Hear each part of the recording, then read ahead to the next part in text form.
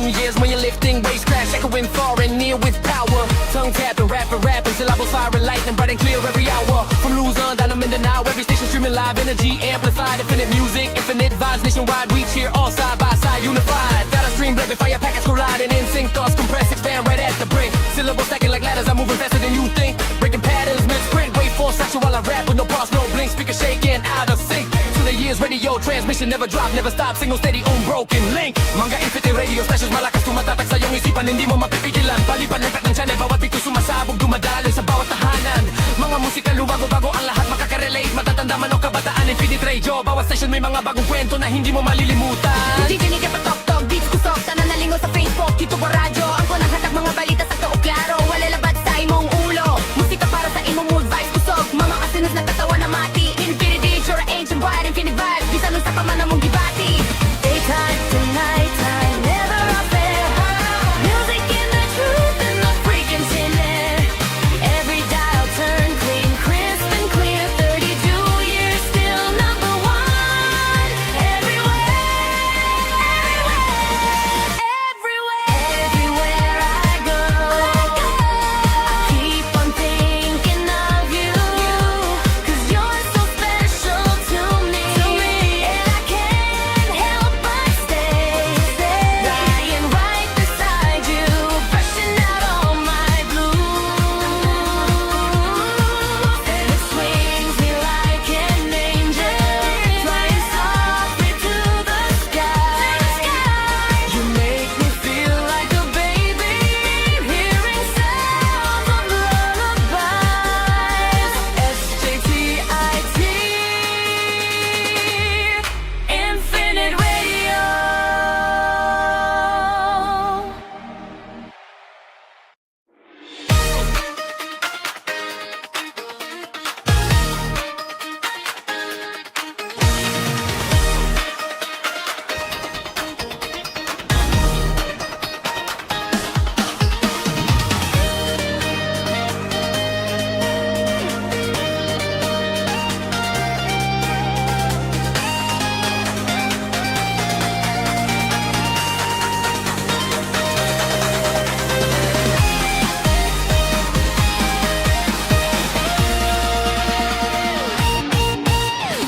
Everywhere I go, I keep on thinking of you, 'cause you're so special to me. And I can't help but stay, lying right beside you, brushing out all my blues.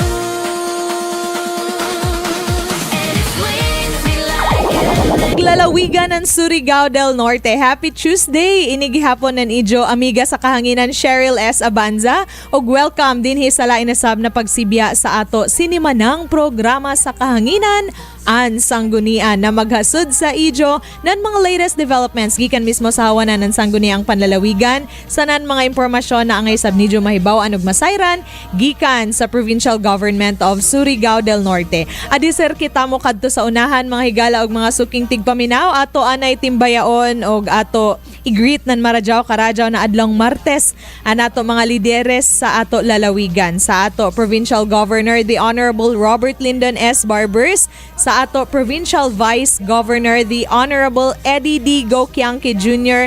og ingon man sa mga miyembro ng Sangguniang Panlalawigan. Unahon nato diha sa Distrito 1 kan Board Member Vic Solioso, Board Member John Cobillan, Board Member Ike Nandanar, Board Member Kathy Gopico, and Board Member Julek Sunico. Diha sab sa Distrito 2 sa mainland kan Board Member Toti Catre, Board Member Totoy Bernal, Board Member Pinggoy Patinio, Board Member Jeff Larong, og Board Member Kaiser Recabo Jr. Sa ato sab mga ex-officio members of the Sangguniang Panlalawigan, sa Sangguniang Kabataan, Board Member Goldwyn Pegaro, sa Philippine Councilors League, Board Member Loloy Banyasya, og sa Liga ng mga Barangay, Board Member Jaime Cortez.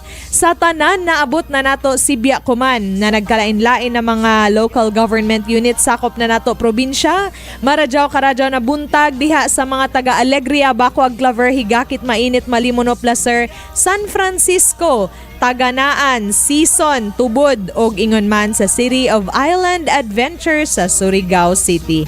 Ato sa bigreet nan maradyaw karadyaw na adlong Martes ang mga taga Burgos, Dapa, Del Carmen, General Luna, Pilar, San Benito, San Isidro, Santa Monica og diha sa Socorro sa Bukas Grande Islands.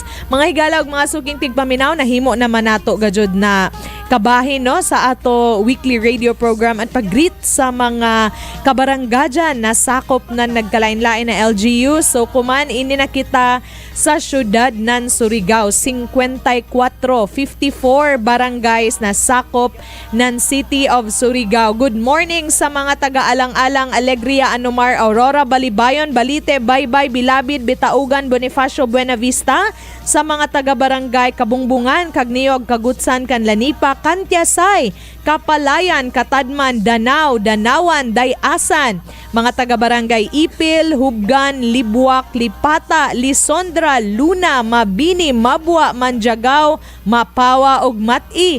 Ingon man diha sa mga taga-barangay Nabago, sa mga taga-barangay Nunok, Orok, Puktoy, Punta Bilar, Quezon, Rizal, Sabang, San Isidro, San Jose, San Juan, diha sa San Pedro Nor, Hanigad, San Roque, Serna or sa Badasay, Sidlakan, Barangay Silop, Barangay Sugbay, Sukaylang, Barangay Taft, Barangay Talisay, Tugbungon, Trinidad, Washington ug Barangay Zaragoza. Of course, ang ato syudad ng Surigao, tagpanguluhan ng ato City Mayor Pablo Eve L. Dumlao II og maradyaw sab na buntag sa ato mga sangguniang panlungsod members headed by our Vice Mayor, the Honorable Alfonso S. Casura. Mga higala og mga suking tigpaminaw sa ato mga kaibanan diya sa Kapitolyo no, sa atong mga department heads, assistant department heads, the men and women of the provincial capital, pinanguluhan ng ato provincial administrator Attorney Rice Faith R. Recabo, sa ato sa mga ka-SP. Good morning diha sa mga taga-provincial vice governor's office, diha sa mga kaopisinahan ng ato mga provincial board members, ug ingon man sa ato SP Secretary Office, Cancer Umpong Siring, ato SP Secretary, og Sir Tata Lirog, ato Assistant SP Secretary, og sa tanan na naabot na nato si Biya Kuman, maradyaw, karadyaw na adlong Martes Surigao nun. Amo gihapon na nato pang hinaot no, ya gihapon gajud mautro na nato pang hinaot kinasing-kasing na unta na tanan na naabot na nato si Biya Kuman. Wherever you are Surigao nun, unta na jaon kaw sa maradyaw na panlawas ug piskay na panhuna-huna samtang mag-iba na sab kita dinhi sa lain na sab na pagsibya sa ato sinimanang programa. So mga higala og mga suking tigpaminaw ang ato ika-50 na regular session ng Sangguniang Panlalawigan kagahapong adlaw dito tagpahigajon sa munisipyo ng Dapa no, dito sa Governor's Extension Office. Diaon may ato dito Luna for our session hall ng Sangguniang Panlalawigan. So inisidya na pagpahigayon ng regular session dito sa munisipyo ng Dapa sa Siargao Island, sakop of course ng ato lalawigan. Sumaya or subay ini sa Rule 7 Section 15 of the Internal Rules of Procedure ng Sangguniang Panlalawigan na naglaong, there shall be regular session held in Siargao Islands once every quarter, which shall be held at the Governor's Extension Office, formerly known as the Kapitolyo ng Siargao in Dapa, Surigao del Norte, or at any municipality therein as agreed upon by the majority members of the Sanggunian. So mga higala og mga suking tigpaminaw kung idyo kahinumduman for this term no, 2025 to 2028, ikatuyo na jadto na pagpahigayon ng session sa Siargao Island. Una, last year, dito kita sa munisipyo ng GL, no, General Luna. Tapos niadtong miaging Marso dito kita sa munisipyo ng Santa Monica, o kagahapon dito sa Governor's Extension Office sa Dapa, Surigao del Norte. So again, this is per Rule 7 of Section 15 ng ato Internal Rules of Procedure ng Sangguniang Panlalawigan. So mga igala og mga suking tigpaminaw, ato gajud gibalik-balik dinhi sa ato radio program no, na ini sidya intended gajud para maka-edukar sa ato mga suking tigpaminaw, sa ato mga Surigao nun, sanan mapakilaya sab sa ijo kun uno gajud ang sangguniang panlalawigan sanan unoy ija mga trabahoon.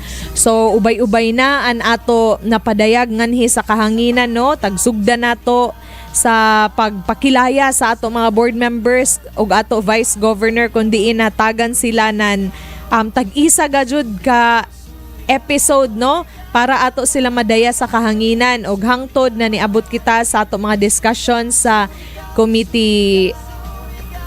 committees ng Sangguniang Panlalawigan, committee hearings, committee meetings, pagpadyagan ng regular and special sessions. So kuman nabuntag uno man ang ato mga makatuna na sab dinhi sa ato radio program. So ini ato hibawon kung uno gajud ang main task or core function ng Sangguniang Panlalawigan. So ang Sangguniang Panlalawigan, mga higala o mga suking tigpaminaw, amo ang legislative body ng ato probinsya. An ija primary function gajud is ang pag-enact ng mga ordinances, pag-approve ng mga resolutions, sanan pag-formulate ng mga policies na mag-promote sa general welfare ng ato katawhan dinhi sa ato lalawigan. So an SP, nakilayan ini as the provincial legislature. Inisab nagsilbi as the policy-making body ng ato provincial government. Of course, jay ato executive department, jay sab ato legislative department. So kita ini, we are the policy-making body of the provincial government. An SP sab amoy magtuki sa mga issues affecting the province, sanan craft siya, magbansay, maghimo ng mga pamalaod sa ng mga polisiya para ma-address, masulbad ini na mga issues. An SP mag-review sa ng mag-approve ng annual budget ng provincial government and nag-exercise subsidya ng ija oversight function no over provincial programs and projects, meaning jay sab ija kagahom o katungod na maglantaw or oversight sa mga programa sa nan proyekto nan lalawigan ng Surigao del Norte. An SP sab amoy magsigurado na an ato mga local policies are responsive sa mga gikinahanglan nan ato mga katawhan. And ang SP amoy nagrepresentar sa mga boses sa nan mga concerns nan ato mga constituents gikan sa nagkalain-lain na distrito sa nan sektor nan ato lalawigan. So, joy ato di naman bago sa ato no na joy ato duha ka distrito sa ato lalawigan. District 1 amo ini ang mga munisipyo na sakop ng Siargao and Bukas Grande Islands, and of course Distrito 2 inin mainland dinhi sa ato lalawigan ng Surigao del Norte na jaoy napuyo ka LGUs and isa ka syudad. 11 ka LGUs and isa ka syudad. Tapos diri sa Siargao Island jaoy 9 ka mga LGUs sab no sa Distrito 1. So uno may legal basis nan main function nan ato Sangguniang Panlalawigan. Of course ato ini makita sa Biblia ng local government in Republic Act number 7160 or the Local Government Code of 1991. Specifically, mga higala og mga suking tigpaminaw, jaon sa Section 468, naglaong na the Sangguniang Panlalawigan shall enact ordinances, approve resolutions, appropriate funds, generate revenues, and exercise powers necessary for the effective governance of the province. So, an ato badya, kung an ato provincial governor is the chief executive of the province, the Sangguniang Panlalawigan led by our provincial vice governor is the law-making body na amoy nag-craft ng mga polisiya, mag-approve ng mga ordinansa, sanan magpatuman ng mga resolution no na magsigurado that the government programs are supported by appropriate legislation. Kay kasagaran an ato mga ipatuman no sa provincial government nagkinahanglan gajud nan pagtugot ng Sangguniang Panlalawigan. So sa ato pag dagayday sa ato discussion ijo mahibaw-an kung ngano ini. So ikaduha na pangutana, uno man ang kalahian nan resolution sa nan ordinansa para sa ato mga suking tigpaminaw na terminaminaw sa ato no, pero ya pagazud karadyo ma-differentiate uno ini pwede ba ini magkabaylo, pwede ba ordinansa ang i-issue on certain issues, or resolution okay na. So okay, ini si Ja. An ordinansa mga higala og mga suking tigpaminaw isa ini ka lokal na pamalaod na jaoy binding and permanent effect ngenhi suyod sa ato probinsya. So example nan inin ato mga revenue ordinances, environmental ordinances, inin mga pagpajagan sa ato sa mga environmental protection laws no dinhi within the province, mga public health ordinances jay sab ato mga fisheries, traffic and transportation ordinances, tourism ordinances, and investment incentive ordinances, no? Mga example ini. So, uno may mga kilayanan or characteristics ng isa ka ordinansa. So, inin ordinansa, jaoy ija force, sanan jaoy ija effect of law. So, meaning, pwede siya gajud ma-implementar, tapos, pwede, jaoy ija ngipon, kumbaga. Ang mga ordinansa sa ang mga violations nan ini jaoy tagdaya na mga penalties, no? Mga silot, kumbaga. Tapos ang ordinansa, mga higala og mga suking tigpaminaw, nag-require ini nan publication. So meaning kuan na ini siya, iprinta, i-cascade ngadto sa nagkalain-lain nato na mga parts sa lalawigan, no? Requires publication. So local na mga kunjato mga local na mga newsprints or mga publications adto ini siya i-print pag-una adiser ini siya ma-implementar. Then an ordinance sub is subject to review for legality. So on the other hand, an resolution uno man sab, no? Kay permi man nato ini mabatian dinhi sa ato radio program ordinansa sa non-resolution. So ang ordinansa again, an ija mga violation jaoy kumbaga penalties or silot, then has the force and effect of law, requires publication, and subject to review for legality. Ang resolution on the other hand, isa ka formal na ekspresyon ng mga sentimiento, opinion, or desisyon ng sangguniang panlalawigan. So for example, joy ato resolution commending individuals or organizations pareha sa ato mga usual na gihimo sa sanggunian, no, na ato gi-commend nato mga athletes bakaha or mga Surigao na nag-excel sa nagkalain-lain na mga licensure examinations or mga contests national and international levels, no. Mga resolution requesting assistance ngadto sa mga national line agencies or resolution na nag-otorisa sa ato provincial governor na musuyod ngadto sa mga memorandum of agreements, mga resolution inviting agencies sa ato committee hearings, and mga resolution na nag-express ng support sa mga programa sa mga proyekto na taghimo ng ato gobyerno. So, uno may mga characteristics ng isa ka resolution. Nag-express ini ng policy or intent. Generally does not impose penalties. So amo ini mga higala og mga suking tigpaminaw ang pinaka dali makilayan, no, na difference ng ordinansa sa resolution. An ordinansa jaoy penalties sa mga violations, pero an resolution does not impose penalties. And usually an resolution administrative or temporary in nature. So an ordinansa isa ka pamalaod. Ang resolution, ekspresyon ng polisiya, opinion or action ng sangguniang panlalawigan. So, simplihon nato, no? Ang ordinansa, nag-govern ng behavior.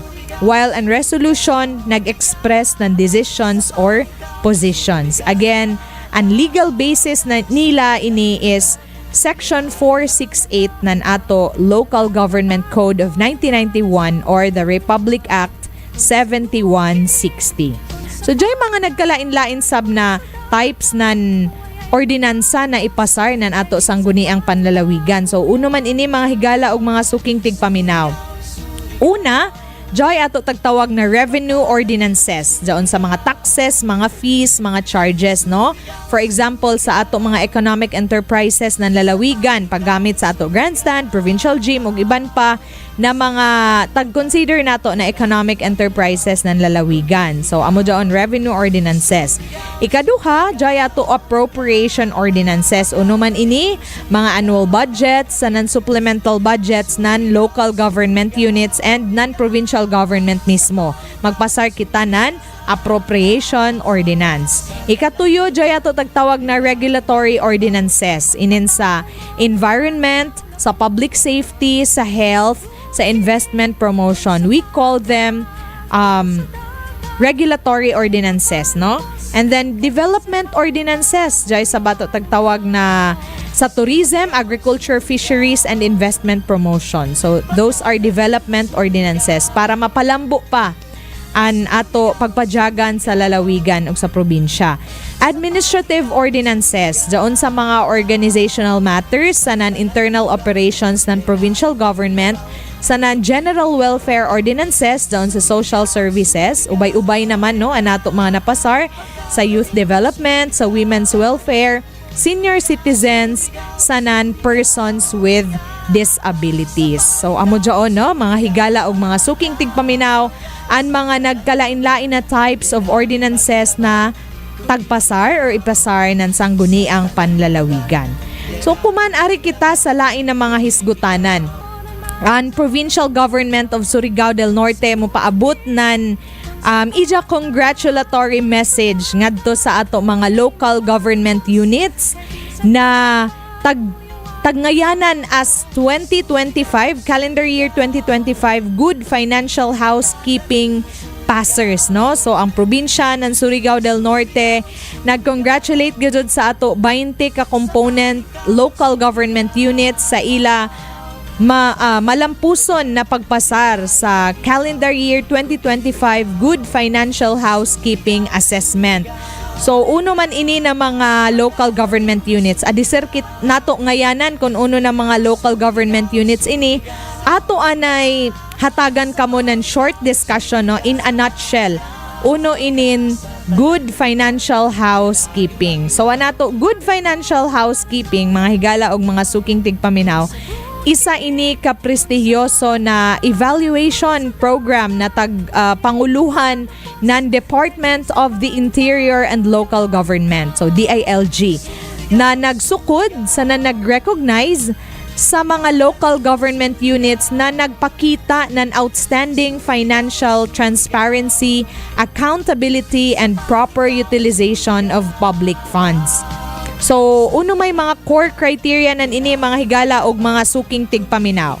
Para makuha ang good financial housekeeping seal, ang ato mga local government units no, ranging from provinces, cities, down to municipalities and barangays, kinahanglan mapasar ang duha ka absolute baselines. So, diyan ba duha ka absolute baselines mga higala og mga suking tigpaminaw na pasaron ng ato mga LGUs. Una, inin positive COA opinion, no? Commission on Audit opinion.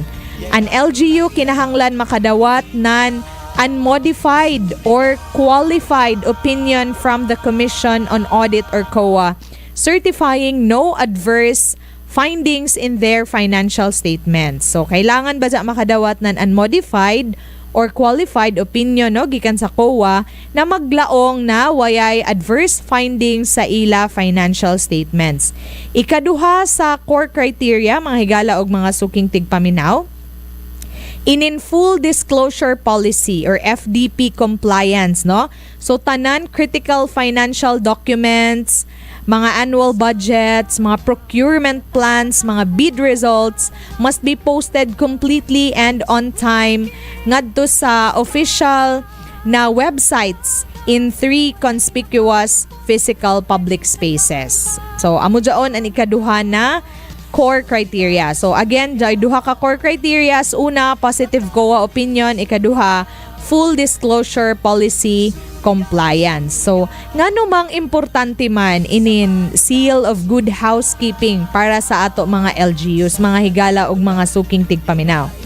All critical financial documents, no, mga annual budgets tanan-tanan, no, pag makapasar sa good financial housekeeping, mag-unlock ini nan dugang na pondo para sa ato mga local government units. Ang pagpasar sa good financial housekeeping is a core baseline requirement to achieve the ultimate Seal of Good Local Governance, SGLG. Permi nato ini mabatian, no? Good Financial Housekeeping and Seal of Good Local Governance or SGLG. So, pag mapasar ba dyan Good Financial Housekeeping, requirement ini para makaproceed kita sa lahi na sab na tagpaningkamutan na nato mga local government units in an SGLG or Seal of Good Local Governance. And SGLG, nag-abri ini ng mga opportunities, no? Doors of opportunities ngadto sa performance-based national grants, foreign donor funding, and prioritized Department of Budget and Management funding releases. So ingana ba dya ka-importante, no? Na mapasar an inin good financial housekeeping sa nan Seal of Good Local Governance nan ato mga LGUs. Creditworthiness. Kung anato mga LGUs makapasar sa ini na mga recognitions, no, or measures ng DILG, it officially allows local government units to secure bank loans para sa ilang mga major local infrastructure and development projects. Jaoy may gajud ato taglaong mga higalog mga suking tigpaminaw na limitado ra an ato pondo sa mga LGUs. So jaoy mga dagko na mga proyekto, mga infra projects, mga developmental projects na nagkinahanglan ng pondo. So amo jaonan ato mga LGUs mo avail gajud ng loan. So kung makapasar ba dya sa good financial housekeeping sa nan Seal of Good Local Governance, mas madali para sa ato mga LGUs na maka-avail ng mga ini because of credit worthiness. Public trust sab, no? It serves as tangible proof na an ato mga yano na mga constituents, no? Nakita nila na plastado ba dyan amo mga taxes na tagbayad? Plastado ba dyan mga kwarta na amo hatag sa gobyerno pinaagi sa amo mga taxes tungod kay nahimo man na transparent sa nan ethically managed an pundo nan ato gobyerno, nan ato mga local government units. So nagresulta sab ini sa public trust. So amo joon, no, mga higala og mga suking tigpaminaw an ato Good Financial Housekeeping 2026 pero CY 2025 ang basis nan ini. So as promised, uno man ini ng mga local government units. Amo ini mga higala og mga suking tigpaminaw, of course, no, 95% ang nakuha na rating nan ato provincial government, no, tungod sa ija mga LGUs na nag-qualify sab or nipasar sab sa Good Financial Housekeeping. So amo ini ang mga LGUs na nakapasar, no, an munisipyo ng San Francisco, munisipyo ng Bakwag, munisipyo ng Dapa, munisipyo ng Alegria, munisipyo ng Socorro, siyudad ng Surigao, munisipyo ng Claver, munisipyo ng Sison, munisipyo ng Tubod, munisipyo ng San Isidro, munisipyo ng Mainit, munisipyo ng Santa Monica, munisipyo ng General Luna, munisipyo ng Taganaan, of course, munisipyo ng Higakit, munisipyo ng Del Carmen, munisipyo ng Pilar, munisipyo ng Malimono, munisipyo ng San Benito, og munisipyo ng Burgos. So amo adto mga higala og mga suking tigpaminaw an 20 ka mga local government units na sakop nan ato lalawigan na nakapasar gajud sa Good Financial Housekeeping. So congratulations, and amo dyan taglaong na dili kita kuno mo sit on our laurels. Kinahanglan padadyon gihapon na maning kamot para ma-sustain, para ma-maintain jaon si Jana Glory. Laong padili magkampante, no? Kung unoy ato mga na-achieve kuman or in the past, kinahanglan padadyon gihapon an ato pagpaningkamot, padadyon na nato paglihok, pagtrabaho para ma-maintainar o ma-sustain an ini si Jana mga awards. So again, congratulations to our local government units na sakop ng lalawigan ng Surigao del Norte. And of course, sa ato mga opisyales na nagkalain-lain na mga LGUs na padadyo na naningkamot para padadyon sab na muuswag gajud an ila tagsa-tagsa ka mga LGU para sa ila mga katawhan na tagsilbihan.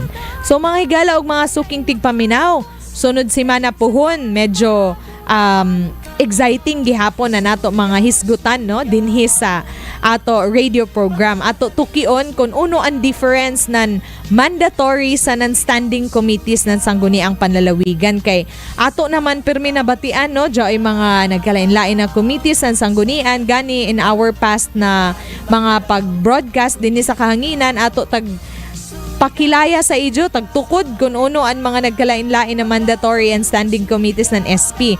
Pero ato i-differentiate uno an kalahian nan mandatory sa non-standing committees ng SP sa nan iban pa na mga hisgutana na angay gajud ni masayran og mahibaw-an. So amo jaon na ato gajud giawhag anato mga suking tigpaminaw na dili gajud i-miss anato mga pag-iban-iban din sa kahanginan sa ato weekly radio program no. Mga higala og mga suking tigpaminaw dya isab ato subo na balita no inin ato panghitabo kagahapon no. Silingan raman nato ini na kuan na lugar kay kita Mindanao isa ka isla silingan nato Visayas no. Ang nahitabo na school shooting incident dito sa San Jose National High School sa Tacloban City. So subo karadyaw na panhitabo ato tagpaabot an ato condolences ngadto sa mga pamilya ng mga biktima. Diya ituyo sa ato nahibaw diya ituyo ka mga biktima gajud na nakabsan in taon sa ilang mga kinabuhi tungod niini na insidente no. So kung mo focus kita mga higala og mga suking tigpaminaw gajud sa mga panghitabo sa ato palibot no labi na especially kuman na dali na nato mahibaw-an ang mga happenings all over the world tungod sa social media. Grabe na nato ka-active no. Nagkalain-lain na nato mga social media platforms na pwede kita makapamalita sa mga panghitabo sa nagkalain-lain na parte ng kalibutan. It will really give us a roller coaster ride of emotions gajud no.